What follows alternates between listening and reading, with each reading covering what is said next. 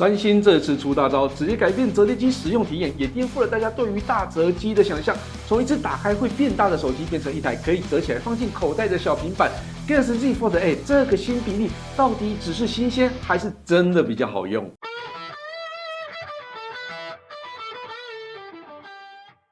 嗨，大家好，我是 Kixplay。原本我对大折機都是有着好玩、有趣、實用，但因為太厚，最後用了一陣子後就放棄了。但去年三星推出了 Galaxy Z Fold 7後，折疊的厚度跟一般手機幾乎沒有差別，所以推出後就用到了現在。不得不說，除了拍照以外，一切都很棒。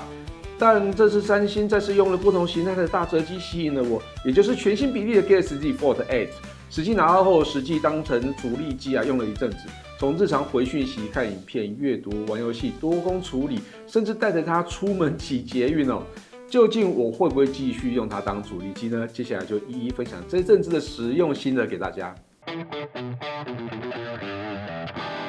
先從拿到手上的感覺開始哦。Galaxy Z Fold 8折疊的厚度是 9.7mm， 展開的厚度是 4.5mm。雖然規格上比起 Z Fold 7或是 Z Fold 8 Ultra 要厚一點點，但實際拿到手上，我覺得差異並沒有想象中的明顯。第一個會感受到的，就是它變寬很多。我上一支主力機就是 Galaxy Z Fold 7，它的外螢幕比較窄，好處就是單手握持真的很舒服，尤其像是在擠捷運只能用一只手操作的時候 ，Z Fold 7會比較順手。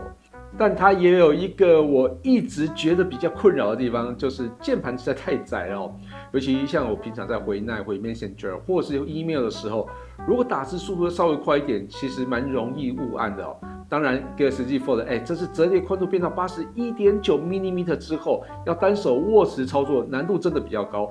不過好處是鍵盤的尺寸跟着變大，打字的體驗明顯舒服很多，回訊息也比較不容易按錯。一開始我也會想，機身變得那麼寬會不會很難適應？結果其實真的還好哦。如果你以前有用過第一代的 Galaxy Note， 應該會記得那只手機當年就是出了名的寬，機身寬度甚至來到了 82.95mm， 而 Galaxy Z Fold 8是 81.9mm， 反而還比較稍微窄一點點哦。所以這個寬度其實沒有誇張到不能接受，只是現在大家已經太習慣比較修長的機身比例，所以拿到 Z Fold 8的時候，第一個時間才會發現，哇，這只手機怎麼那麼的寬？Galaxy Z Fold 8內頁搭載 7.6 寸 Dynamic AMOLED2X 螢幕，比例改成4:3，支援1到120赫茲的可變更新率，峰值亮度來到了3000 nits。但老實說，這些規格都不是我最在意的，真正影響使用體驗的還是4:3這個比例。以往大折機展開後比較接近正方形，所以拿來看16:9的影片的時候，上下的黑邊會比較明顯。那 Galaxy Z Fold 8改成4:3之後，看影片的觀賞面積還會比8寸的 Galaxy Z Fold 8 Ultra 還要大一點點哦。而且4:3不只看影片有優勢，直立使用時，不管是看網頁、閱讀電子書，甚至看一些文件，都比較更接近平板的閱讀方式。那玩游戲也是一樣，很多遊戏原本就會針對平板的比例做界面配置所以在 Galaxy Z Fold 8上面使用時，畫面會比較自然，也比較不容易遇到以前接近正方形比例時那種畫面被裁切或是視野怪怪的狀況如果你平常很常看 YouTube、Netflix、漫畫或是電子書或是玩遊戲，我覺得這個新比例就是 Z Fold 8最有價值的地方。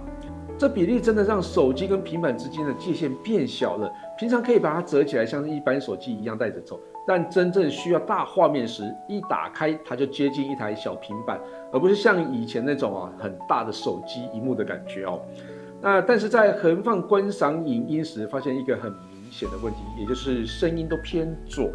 原因就出在2顆揚聲器都放在左側也就導致聲音在外放的時候平衡感完全是不對的其實 Z Fold 7揚聲器位置跟 Z Fold 8是相同的那為什麼沒有這個問題？那因為在全螢幕觀賞影片時 ，Z Fold 7需要轉向所以揚聲器就會在左右兩側，所以完全沒有感覺到不平衡的問題。這個問題我覺得是三星下一代一定要改的地方。既然都把它做成一台這麼適合影音娛樂的折疊小平板，那聲音也應該真正有左右立體感才對。這次三星也強調 Z Fold 8的折痕有改善它採用全新的 Armor Flex Hinge 轉軸結構，內部也加入鈦合金薄膜還有鈦金屬來支撐，希望呢在螢幕中間的那個折痕會變得更平整。不過實際看起來，折痕確實稍微變得淺一點點，但並不是看不出折痕那種程度。如果跟 OPPO Find N6那種平整度來相比， Z Fold 8的折痕還是明顯很多啦。不過我自己本身就是 Z Fold 7的使用者，所以老實說，如果折痕真的消失，當然是最好的。但即使現在還是看得到、摸得到，真正長期用折疊機的朋友，應該都知道它其實不太影響日常體驗。所以 Z Fold 8就算折痕沒有做到完全看不見，對我來說也不是什麼問題啦。那內螢幕這是真正讓我有感的，就是 AR 抗反射哦。那 Galaxy Z Fold 8內頁螢幕的抗反光效果做得非常好，跟 Z Fold 7放在一起比的時候，那差異非常的明顯。尤其在室內燈光比較多的地方的時候啊 ，Z Fold 8的倒影真的會少很多，看內容的舒適度也明顯提升。所以如果要我選一個这是螢幕最有感的升級，我不會選折痕變淺，而是 AR 抗反射哦，這個才是真的每天看得到，也真的會影響閱讀體驗的東西。Galaxy Z Fold 8的轉軸手感也跟以前不太一樣。Z Fold 7要展開時，在螢幕閉合處做得比較直角，少了施力點以外，要展開的力道也比較大一些。但 Z Fold 8在螢幕閉合處有微微切出斜邊哦，而且展開螢幕時需要的力量也比較輕一點。展開一小段之後才開始會有轉軸的阻力。不過當螢幕展開超過100度以後螢幕就會失去原本 Z Fold 7的全角度懸停功能，會直接彈平哦。那用起來會跟 Z Fold 7隨處可固定角度那種爽感差很多。但後來仔細想想，雖然可以全角度懸停，我似乎也很少用到這樣的功能哦。平常會讓螢幕維持半開狀態，都是立在桌面看影片的時候，這也只需要小角度懸停就可以做到。所以 Z Fold 8 100度內可以懸停，就已經滿足我日常的需求，實際的使用影響真的不太大。但既然前一代都有全角度懸停了，新一代沒有，還是會讓我有一點點在意。再來講多工操作這個地方，我是覺得蠻有趣的Z Fold 7跟 Z Fold 8 Ultra 的螢幕比較大，照理說多工操作體驗應該會更好，但事實上好像不完全是這樣子。先看開啟雙視窗，Z Fold 7跟 Z Fold 8 Ultra 內頁螢幕基本上就可以當成2隻直立手機並排，分成左右2個視窗，就好像操作2隻手機，要閱讀資訊或是操作都更直覺。Z Fold 8就會變成閱讀的資料量比較少，使用上並沒有 Z Fold 7那麼方便哦。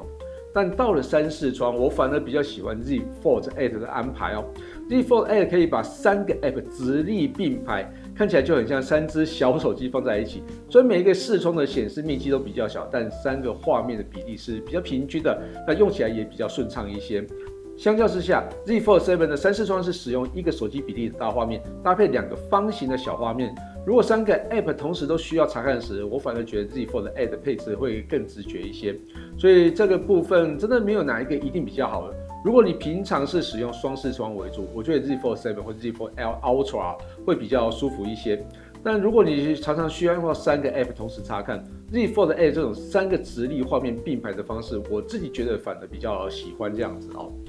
對了，我這邊也快速說明一下 Z Fold 8 3視窗的開啟方式。那先把手機展開之後，開啟第1個 App， 然後從側邊的面板或是工作列，把第2個 App 拖到螢幕邊緣，就會變成雙視窗。接着再用同樣的方式，把第3個 App 拖在螢幕的左右2側邊緣，就可以直接變成並排的3開視窗。如果要跟 Z Fold 7一樣，開啟1大2小也可以哦。把第3個App 拖到螢幕的下方邊緣，就可以變成3視窗。Galaxy Z Fold 8搭載 Snapdragon 8 Gen 5 for Galaxy， 台灣版本是提供12GB 的 RAM， 搭配256GB 或是512GB 的儲存空間。效能部分 ，Geekbench 6單核3546分，多核10182分，我覺得就是现在旗艦機應該有的水準。不管是日常操作或多工玩遊戲，目前使用起來都算是相當的順暢。散熱部分 ，Galaxy Z Fold 8搭配更大的石墨散熱片，實測連續錄製 4K 30fps 影片20分鐘。實測前，背蓋跟鏡頭旁邊處理器位置溫度大概是在攝氏27.7度。測試後，背蓋的溫度大概是攝氏35.2度，那處理器位置的溫度稍微高一些，大概落在37.2度左右哦。那溫度控制其實相當的好，都是在微溫不會燙的溫度範圍內。再來是我覺得蠻有感的續航哦。Galaxy Z Fold 8這次使用4800毫安時電池，支援45瓦有線充電，還有20瓦的無線充電。如果你平常用的是 vivo 或是 OPPO 這些品牌的旗艦手機，看到4800毫安時還有45瓦，還是覺得不夠大，不算快哦。三星在電池這件事情上真的還是比較保守一些，但如果你要跟 Z Fold 7的4400毫安時還有25瓦有線充電相比，那感受就差非常的多哦。以 PCMark 工作 3.1 實測續航，在折疊狀況下，螢幕亮度調整為50%，測得將近17小時哦，表現真的還蠻好的。那跟 Z Fold 7比起來呢，兩款手機從100%的電量，以主鏡頭拍攝 4K 30fps 影片20分鐘 ，Z Fold 7的電量還剩94%，Z Fold 8還有96%啊，整體續航差距其實真的還蠻明顯的。充電部分，以市售支援 PD 3.0 45瓦的充電器實測，30分鐘從20%可以充到78%，效率呢的確比起 Z Fold 7要快非常的多哦。接下來聊一下相機 ，Galaxy Z Fold 8这次使用5000萬像素主鏡頭，加上5000萬像素的超廣角鏡頭，主鏡頭沒有用2億像素感光元件外，還拿掉了3倍長焦鏡頭，這對於經常使用手機拍照的朋友影響應該不小。直接來看這兩顆鏡頭的拍照能力，超廣角部分日拍表現相當的優異，即使在陰雨天拍攝都有着很好的細節，夜拍的表現也不差，高光抑制表現很好，細節也都有很好的表現。那主鏡頭部分，1倍的日夜拍都有不錯的表現，細節都很漂亮。2倍的日拍還不錯，但夜拍部分就開始有一些數位感跟雜訊哦。3倍的日拍，細節保留還算完整，也沒有太多的數位感。那夜拍部分呢，明顯出現邊緣的銳利度不足哦。4倍的日拍也開始出現塗抹感，也就是說 Z Fold 8的拍照能力，日拍最多到4倍，夜拍最多到2倍啊。整體的焦段範圍相對狹窄一些。錄影部分，這次除了有360度水平鎖定功能外，還加入了 MyFrame 專屬聚焦功能。360度水平鎖定功能對於喜歡拍攝 Vlog 的朋友真的很有幫助，怎麼拍攝都非常的穩定哦。不過這個功能會鎖定在光學焦距，也就是0.6倍還有1倍。而 MyFrame 專屬聚焦功能可以在拍攝後自動偵測影片中的人物，只要點選特定對象。AI 就會用那一個人為中心，自動進行特寫追蹤，並裁切輸出哦，可以自由選擇輸出成橫幅或是直幅的特寫影片。不過這個功能目前只有支援人物特寫，還沒有辦法偵測貓狗還有其他的物體。這部分希望之後更新之後可以加入哦。所以要升級嗎？如果你現在是 Galaxy Z Fold 7使用者，而且喜歡嘗鮮，每年都會換手機的朋友哦，我覺得這次 Z Fold 8的新比例真的很值得玩啊。但如果你是比較務實的朋友，我覺得其實真的不用急啦。雖然 Z Fold 8的新比例真的很吸引人，抗反射續航充電都有進步，但效能還有 Galaxy AI 還有 App 的應用層面的提升，還是沒有大到讓我覺得非常驚豔。而且這一代算是新嘗試像是喇叭位置全角度懸停相機都還有改善的空間。那我相信 Galaxy Z Fold 9應該會更讓人期待。所以我建議這是 Z Fold 7使用者不用急着換。但如果你想要嘗試折疊機或是原本就是拿 Z Fold 6或是更早以前的機種，我覺得這是 Z Fold 8絕對值得你入手。